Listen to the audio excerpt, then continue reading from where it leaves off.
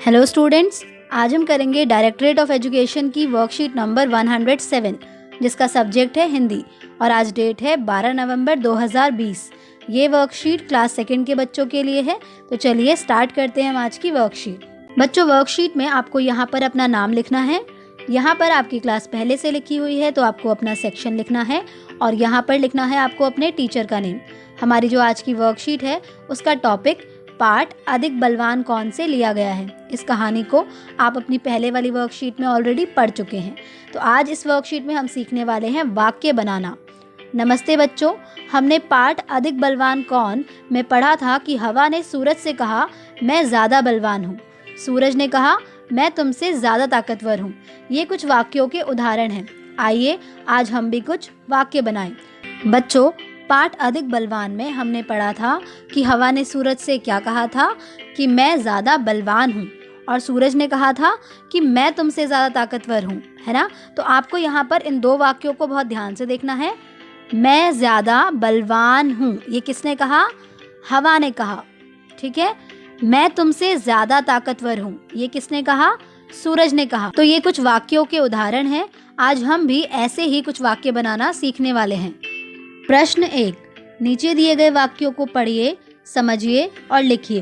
बच्चों, आपको नीचे कुछ वाक्य दिए गए हैं और हर वाक्य को चित्र के साथ पूरा किया गया है। तो आपको क्या करना है? आपको इन चित्रों की जगह पर उस चित्र का नाम लिखकर वाक्य लिखना है, ठीक है। आइए देखते हैं। जैसे कि पहला देखिए, यहाँ देख सकते हैं किसका चित्र है? सूरज का चित्र है और उसके आगे क्या लिखा है? उसके आगे लिखा है चमक रहा है। क्या लिखा है? चमक रहा है। तो हम कैसे वाक्य बनाएंगे इससे? सूरज के चित्र की जगह पर हम उसका नाम लिखेंगे, सूरज चमक रहा है। अगला वाक्य देखिए, अगले वाक्य में एक मोर बना है और उसके आगे लिखा है एक सुंदर पक्षी है। क्या लिखा है? एक सुंदर पक्षी है। तो यहाँ पर हम क्या वाक्य बनाएंगे?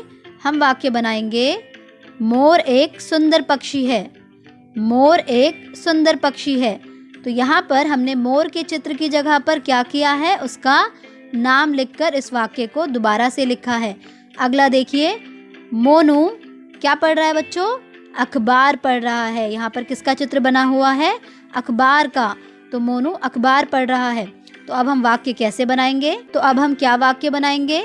हम वाक्य बनाएंगे मोनू अखबार पढ़ रहा है। मोनू अखबार पढ़ रहा है। तो हमने क्या किया? इस चित्र की जगह पर उसका नाम लिख दिया। अगला वाक्य देखिए, यह एक किसका चित्र है बच्चों? पतंग का चित्र है। किसका चित्र है? पतंग का। तो आप इससे वाक्य क्या लिखेंगे? यह एक पतंग है। क्या लिखेंगे? यह एक पतंग है। यानी कि आप चित्र की जगह पर पतंग का नाम लिखेंगे, ठीक है। अगला देखिए, मीना क्या कर रही है चित्र में? रस्सी कूद रही है। बिल्कुल सही।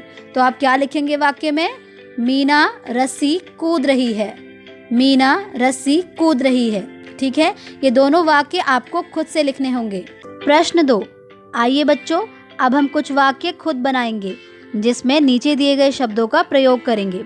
तो आओ बच्चों, अब हम खुद से वाक्य बनाएंगे और उसमें हमें किन शब्दों का प्रयोग करना है जो कि आपको यहाँ पर दिए हुए हैं। जैसे कि गर्मी। तो गर्मी से हम क्या वाक्य बना सकते हैं? गर्मी लगने पर आदमी को कोट उतारना पड़ा। गर्मी लगने पर आदमी को कोट उतारना पड़ा, ठीक है। अगला देखिए, हवा। तो हवा से क्या वाक्य बना सकते हैं? आज सुबह बहुत तेज हवा चल रही थी।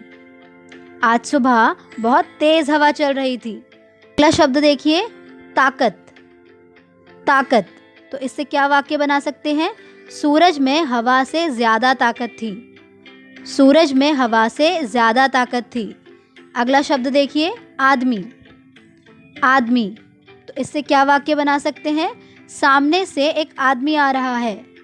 सामने से एक आदमी आ रहा है, ठीक है। ऐसे ही आपको बलवान शब्द के लिए भी वाक्य बनाना है। बच्चों, आप इन सभी शब्दों के लिए अपने वाक्य भी बना सकते हैं। पटाखों को कहिए ना। हम प्रण लेते हैं कि पटाखों का प्रयोग नहीं करेंगे क्योंकि जब पटाखे जलाए जाते हैं तो इनमें से कई प्रकार के रसायन हवा में घुल जाते हैं और वायु की गुणवत्ता को बिगाड़ देते हैं। ये रसायन अत्यधिक हानिकारक होते हैं और अल्जाइमर तथा कैंसर जैसी गंभीर बीमारियों का कारण भी बन सकते हैं। हम पटाखों को नहीं जलाकर पर्यावरण को प्रदूषण मुक्त करने में पूरा सहयोग देंगे। बच्चों, सभी जानते हैं कि दीपावली आने वाली है और आप सबका पटाखे जलाने का बहुत मन होगा। पर बच्चों, क्या आप ये जानते हैं कि जब इन पटाखों को जलाया जाता है तो इनमें से कई सारी गैसें वायु में घुल जाती हैं, जो कि बहुत हानिकारक होती हैं और मानव जीवन के लिए अच्छी नहीं होती हैं। इसी वजह से कई सारी बीमारियां उत्पन्न होती हैं, जैसे कि सांस लेने में कठिनाई होना, अस्थमा की प्रॉब्लम होना, अल्जाइमर और कैंसर जैसी बीमारियों का होना। बच्चों, इस बार आप कोशिश करें कि पटाखों को ना जलाएं और पर्यावरण को प्रदूषण मुक्त रखें। इसी के साथ आपकी आज की वर्कशीट कंप्लीट होती है।